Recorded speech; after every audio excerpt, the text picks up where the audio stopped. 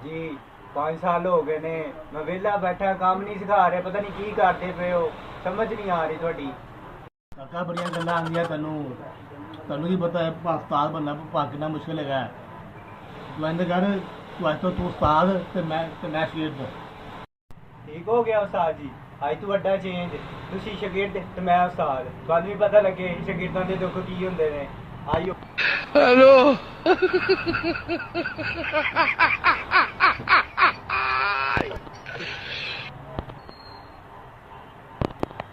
ओए वेला बैठा है जा दौड़ के जा चाह लेके आ चल चल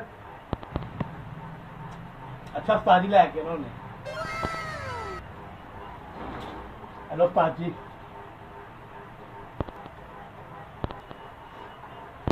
ओए फिर वेला बैठा है और दुकान दे विच जाले वे किने लगे ने चल जल्दी उठ साफ कर साफ जल्दी कर उठ उठ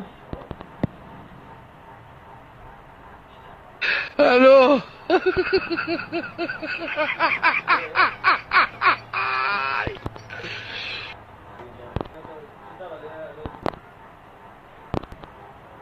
ओए फिर वेला बैठा है उठ के इधर आ जल्दी आ जल्दी आ काम कटिंग करता मैं है वे घंटे दे विच सारा काम तैयार चाहिदा चल लाई अप मशीन ते चल लाई